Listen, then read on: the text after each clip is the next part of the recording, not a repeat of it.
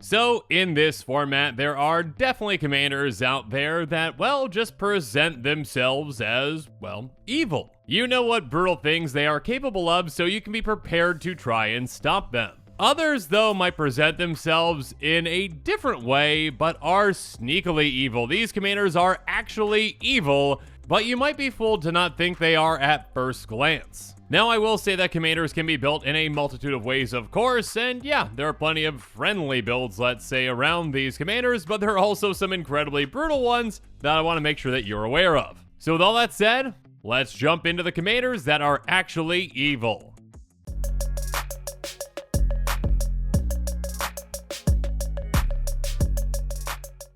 First up, we've got Hofri Ghostforge. That's right, this is a commander that I've actually built and played on a game of Close Quarters myself. I believe that was Close Quarters episode number 10, so yeah, make sure you check that one out at some point if you haven't seen it already. And yeah, my version is definitely evil. Let's go through the commander and what it does first, and what the perception of what most players might build around it might be. So, Hofri is a 4/5 dwarf cleric that costs 3 red, white, and it says spirits you control get +1 and have trample and haste. On top of that, whenever another non-token creature you control dies, exile it. If you do, create a token that's a copy of that creature, except it's a spirit addition to its other types, and it has, when this creature leaves the battlefield, return the exiled card to your graveyard. Now, I will say that, ironically, there is actually an update to the Oracle text on this card, because that last line, when this creature leaves the battlefield, return the exiled card to your graveyard, it shouldn't be going back to your graveyard, it should go back to its owner's graveyard. Now, the reason it's ironic is, well, when this was designed, maybe the intention was, hey, yeah, most players are just going to build around this, saying, okay, I get, extra copies of my creatures when they die, so I can utilize, them for, abusing ETBs or whatnot. Because if I have a creature maybe like Sun Titan that's got an ETB, awesome, if it dies, I get that ETB again with that token copy. The thing is, though, and again, the reason why that text has to change is, well, Hofri is actually evil. And the way that I built around it, and the way that you should be aware of players building around it, is with threaten effects. So, for example, a very simple threaten effect with some additional value like Karizev's expertise can be great with this commander. Essentially, you threaten a creature, or a vehicle in this case, so you gain control of it until end of turn, you untap it and gain haste until end of turn. On top of that, with this one, you can also cast a card with converting mana cost to or less to your hand without paying its mana cost, so that's a nice additional benefit. But the main thing is, well, let's steal that opponent's creature, and then if that creature were to die, and we'll talk about some ways to do that here in a bit, you get a token copy of that creature permanently. So we can also utilize a mass threaten effect like Mass Mutiny. For each opponent, we threaten one of their creatures. Or a repeatable threaten effect like Captivating Crew. Pay 3 and a red, threaten a creature. And yeah, basically every kind of a threaten effect is going to be fantastic with this commander because, well, again, we can steal our opponent's creatures, and while threaten is just temporary, if we can get rid of their creature, we can get it permanently as a token, and actually an even bigger token because, again, our spirits get +1 and haste, and trample. Lots of things. So, of course, an evil Hofri deck can utilize 3 sacrifice outlets like Goblin Bombardment and Fanatical Devotion. Bombardment says sacrifice a creature, Goblin Bombardment deals 1 damage to any target. And Fanatical Devotion says sacrifice a creature, regenerate target creature. Now, the benefits that these give us for sacrificing creatures are nice, but more importantly, well, we just want to be able to threaten a creature and freely sacrifice it so we can get a token copy of it. So not only do we remove a creature from the board from our opponent's side, but we also get to basically keep a version of that creature that is stronger. And of course, an evil Hofri deck can also utilize populate effects to get even more copies of that creature token with something like Song of the World Soul whenever he casts a spell, populate. Yeah, that's one of my favorite cards for a reason. Very fantastic in a deck like this. But yeah, again, although the design may or may not have been intended to be built in this way, and the wording definitely makes it seem like it wasn't, keep in mind that with threaten effects and cards like these, Hofri can be a very evil commander.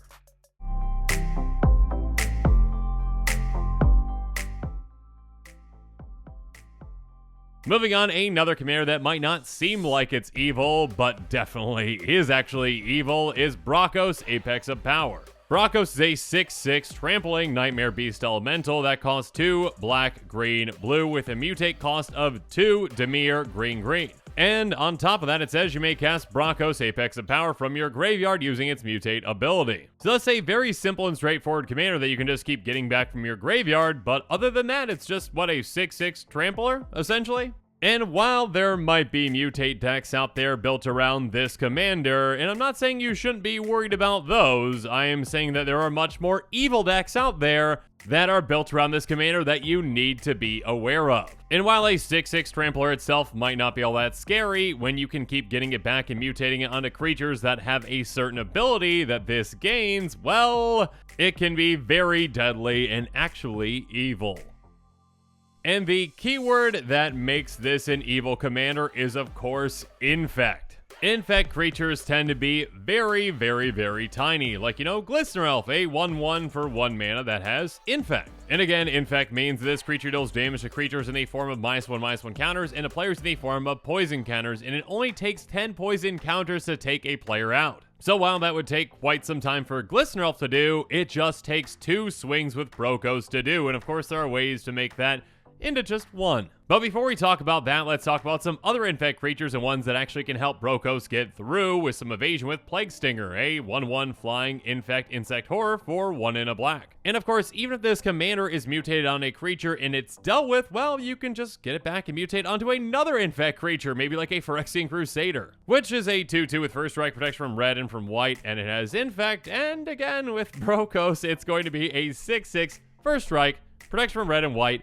trampling, infecting, scary monster. And while first strike is nice, well, double strike is of course twice as nice, turning this commander into a one-shot KO whenever it's mutated onto any creature with Infect. So again, this commander can just keep coming back and turn the smallest Infect threat into a 1 or 2 shot KO very easily. And of course, there are other ways to double up damage like Inquisitor's Flail, or again, you really just need any way to give Brokkos 4 more power and to get it through to actually turn to a one-shot KO. But even if not, by even just hitting a player once with Brokkos and say, giving them 6 poison counters, we can just, proliferate those counters with something like Evolution Sage to take that player out. And of course, there are plenty of other fantastic proliferate effects in these colors, but yeah, Evolution Sage, whenever a land enters battlefield on your control, proliferate is a fantastic one with all the landfall that we can have. So yeah, this commander really might not seem like much, and you might just anticipate that this is a mutate-themed deck, but be aware of the evil possibilities that Infect gives this commander.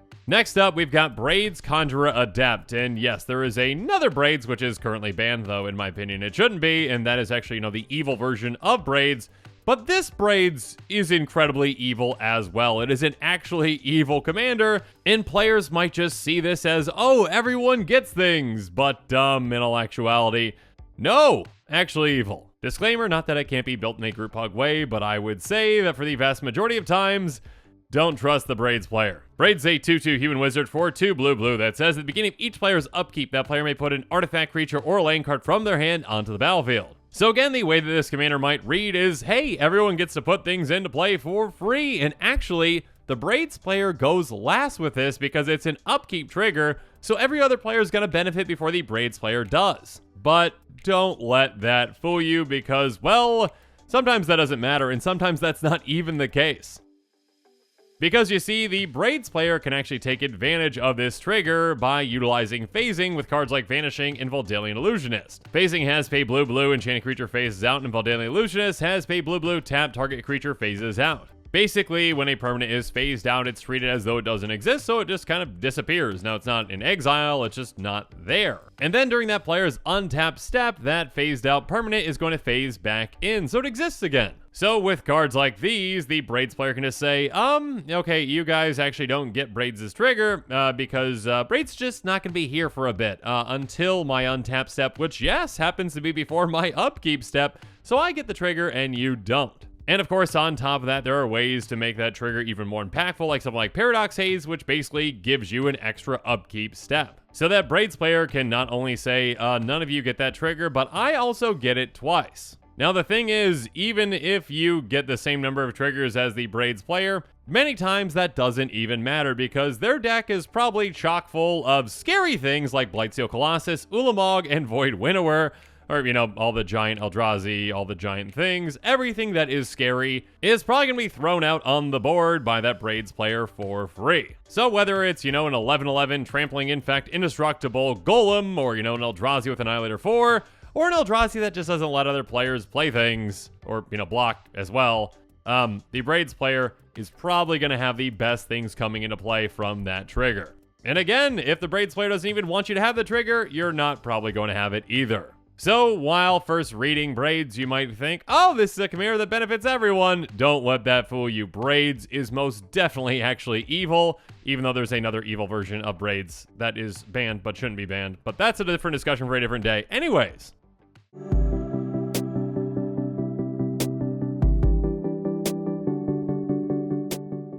Moving on, another commander that is actually evil is Adeline, Resplendent Cathar. Adeline is a star 4 human knight with vigilance for just 1 white. And Adeline's power is equal to the number of creatures you control. Whenever you attack for each opponent, create a 1/1 white human creature token that's tapped and attacking that player or a planeswalker they control. Now, a mono white commander like this one might not seem all that threatening, but believe me, there are some evil decks that are built around this commander. Of course, there are also, just token decks, or, human tribal decks, or, combat-oriented decks that are built around this commander, but the evil ones are just brutal. Again, this commander is low to the ground, and simply by attacking with any creature, you're going to be getting 3 creature tokens. So unless your opponents get some early blockers down, you can build up some tokens pretty quickly, and of course there are ways to protect those tokens and to ensure they get through, etc, etc, etc. But yeah, you can build up a massive army quite quickly with this. And since you can keep generating an army with it, there are some pretty gross things you can do with it. Like, Smokestack, an artifact for 4 that says at the beginning of your upkeep, you may put a suit counter on Smokestack. At the beginning of each player's upkeep, that player sacrifices a permanent for each suit counter on Smokestack. Again, this commander is a token generating engine that can start making tokens quickly and often early. So the Adeline player can just simply sacrifice those tiny tokens to this trigger, and yeah, you're probably not going to have anywhere near as much fodder as that player does, and you're just going to end up losing all of your things, including your lands. So yeah, a stacks build around this commander can be incredibly brutal. I mean, just think about Tanglewire. It's got fading for at the beginning of each player's upkeep, that player taps an untapped artifact, creature, or land they control for each fade counter on Tanglewire. So whereas you are probably going to end up having to tap again your lands for a couple of turns, that player is simply going to be like, okay, I'll tap some tokens, no big deal, I can utilize my lands for other things, and yeah, they're going to get way ahead of you with that stacks effect. And of course, in mono white, there are plenty of ways to get things back like this again and again and again.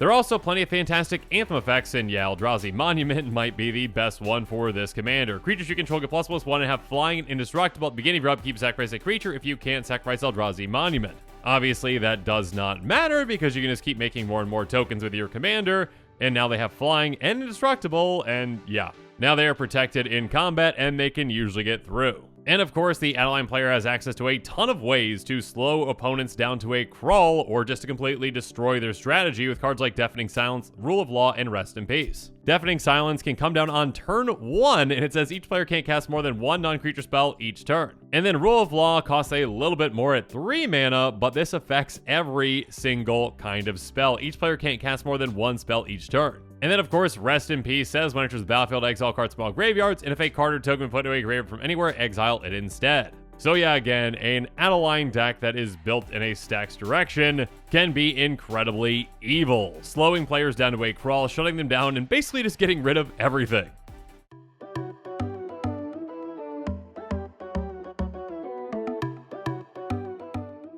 Next up, another commander that might look very friendly. Again, this is Selesnya colors with Yasharn Implacable Earth is actually evil. It's a 4/4 elemental boar for 2 green and a white, and it says when it enters the battlefield, search your library for a basic forest card and a basic plains card, reveal those cards, put them in your hand, then shuffle your library. And also, players can't pay life or sacrifice non-land permanents to cast spells or activate abilities. Now, getting 2 lands is nice, and there are definitely certain decks that, might focus on landfall and work around that to just get a ton of lands in your hand, then find ways to get them into play. But the evil decks built around this commander heavily focus on that second part by just being yet another hate bear. In Selesnya, you've got access to an absurd amount of hate bears, and This one shuts down quite a few things, and some really powerful strategies out there can really do nothing while this is in play until it's dealt with. And of course, Yasharn has plenty of friends to bring along with it.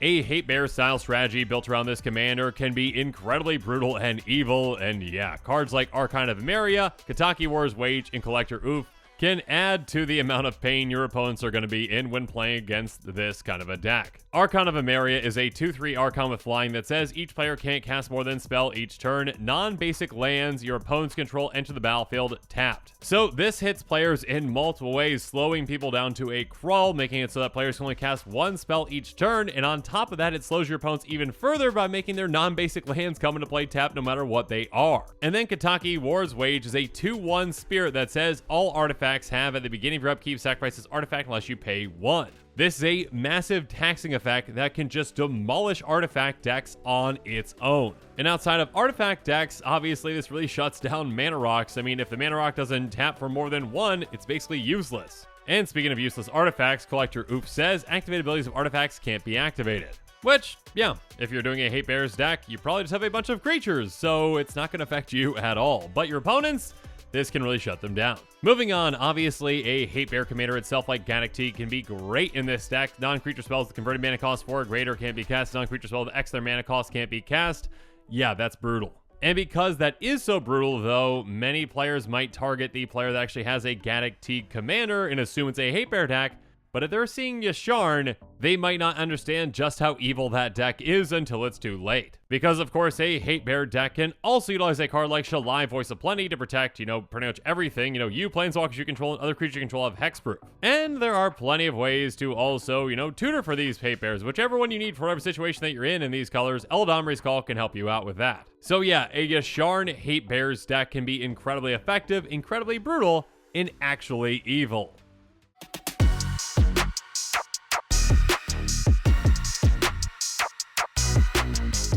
Moving on, we've got yet another actually evil commander with Winota, Joiner of Forces. Now, Winota is a powerful commander, but it can be built in a couple of different ways, one of which just being, hey, a bunch of cool creatures, awesome, swing away, have some creatures. Winota is a 4/4 human warrior that says whenever a non-human creature you control attacks the top 6 cards of your library, you may put a human creature card from among them onto the battlefield, tapped and attack, and gains indestructible on a turn, put the rest of the cards on the bottom of your library in a random order. So that can be a ton of value, and again, when we're talking about that kind of value and getting creatures in play, sure, you can get a bunch of big creatures, but, what actually makes this commander evil and the direction that you really need to look out for are, again, Hate Bears. My goodness, can this get out a ton of Hate Bears in absolutely no time. Because, of course, there are plenty of non-human Hate Bears and there are plenty of human Hate Bears, so your opponents are going to be in, well, a lot of trouble in a really, really tuned Winota Hate Bear deck. This thing is evil.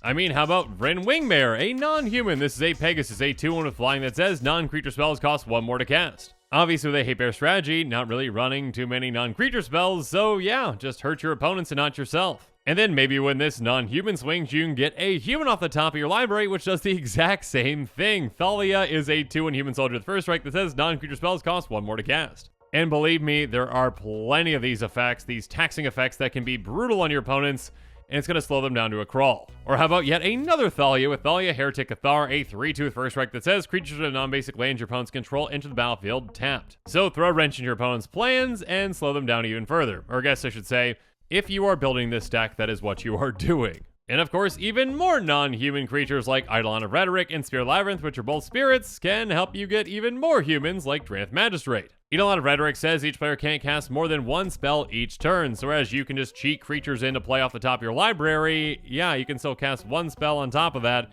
Your opponents probably won't be able to get anywhere near as much value as you do each turn. Speaking of which, how about Spirit of the Labyrinth, which says each player can't draw more than 1 card each turn. So yeah, you stop players from being able to generate a lot of card advantage as well, and yeah, you're completely fine with that, just getting things off the top of your library. And of course, with Dranth Magistrate, you can also, well, be incredibly brutal with that one. Your opponents can't cast spells from anywhere other than their hands. So no graveyard casting shenanigans with things like Flashback, no castings off the top of their library with other effects, and no casting your commander from the command zone. Yeah, with access to white, you've got access to a ton of incredibly brutal hate bears. So a Winota hate bear build is absolutely disgusting, and of course, actually evil.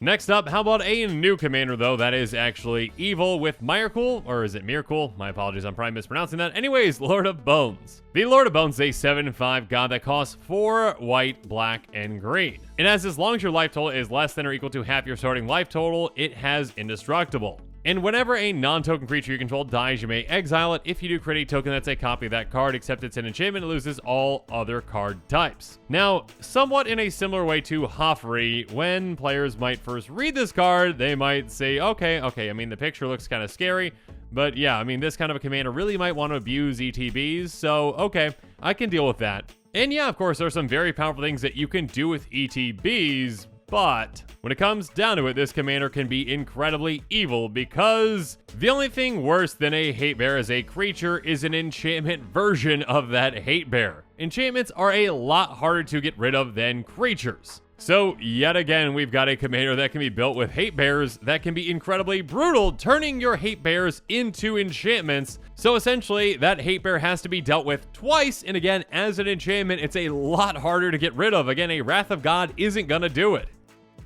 So, very quickly, because we've gone through a ton of hate bears, I mean, I'm just going to keep listing even more. Spell type Enforcer. Yeah, there's a lot of hate bears in white. Whenever an opponent plays a spell, player sacrifices a permanent unless they pay 1.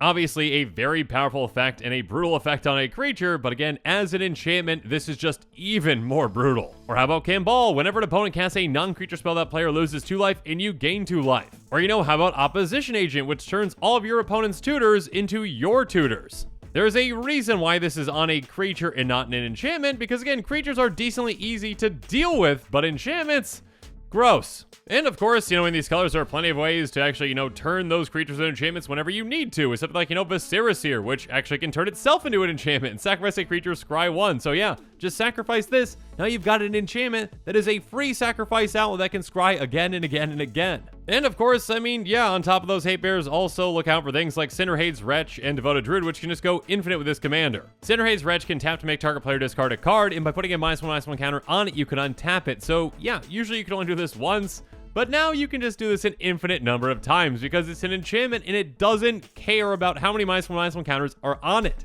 So your opponents won't have any hands. So good luck to them trying to do anything when they have no hands and you've got all these hate bear enchantments in play. Or, Devoted Druid obviously can tap for 8 green, put a -1/-1 counter on it to untap it. So yeah, infinite green mana very easily. So please be wary of this new commander because it is actually evil. And yeah, if those hate bear enchantments are coming out, you're going to be in big trouble.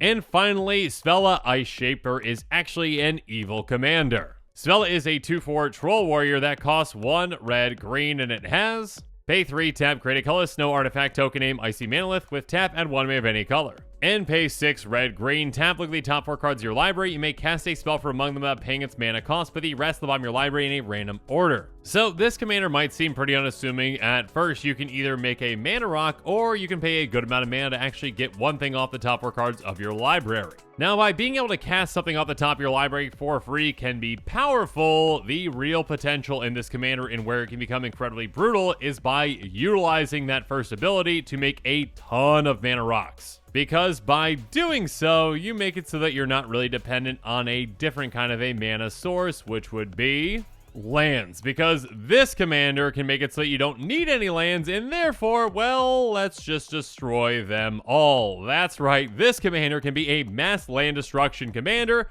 that is actually very evil. And I should mention that I may or may not have done an episode around this commander recently, so yeah, make sure you check that out at some point. Regardless, yeah, a card like Rhyme Tender can tap to untap another target snow permanent, and our commander is a snow permanent, so we can make more and more mana rocks very quickly. Untap effects like this one can be fantastic at helping us make a ton of mana rocks in no time. So then, of course, when we're not really dependent upon our lands, we can start casting things like Tremble, which makes each player sacrifice a land. Yes, this affects us too, but yeah, for just 2 mana, we're getting rid of 3 of our opponent's lands. And of course, we can get rid of even more with Ruination, which destroys all non-basic lands. And of course, we can just build it so our deck doesn't depend on non-basics. Or with a card like Boom or Bust, we can just destroy all lands by casting Bust. And again, when we just have a ton of mana rocks in play, we don't care. We have our mana there, and our opponents no longer have access to theirs, especially, that green player that decided to ramp a ton and get a lot of lands into play. They're all gone now. I mean, even a 2-mana card like Impending Disaster can wipe out all lands. It says during your upkeep, if there are 7 or more lands in play, sacrifice Impending Disaster and destroy all lands. Of course, in a 4-player game like Commander, it takes no time at all to get 7 lands into play. And of course, an evil version of this deck can also take advantage of a card like Splendid Reclamation, which says return all land cards from your graveyard to the battlefield tapped. So again, maybe you cast something like Bust, which gets rid of all lands, and then you're like, you know what, I want those lands back. So on top of all the mana rocks that I have, I also have all these lands, and now you all have nothing, and I have everything. Good luck. So yeah, Svella might seem pretty unassuming at first, but be wary, it can definitely be built in an evil direction with mass land destruction. And with that, the show has come to a close, so it's my turn to hear from you. So in the comments below, let me know what your thoughts on this episode are, and as always, thank you again, and have a good one. This show and episodes like this one are possible thanks to viewers like you. If you're looking for an easy way to help support this show, make sure that you like, share, and subscribe. Also, hit that bell notification icon so you don't miss any new episodes. You can also go check out our playmats and other merchandise at thecommandersquarters.com. We also have a ton of brand new t-shirt designs in stock, so make sure you check out those as well. Another easy way to support this show is with our TCG Player affiliate links. So whether you're buying a deck or individual cards, you can use this general link right here or one in the description. And the final way that you can support this show is by supporting us directly by becoming a patron. There are many benefits to being a patron, and I truly couldn't do this without all of their support.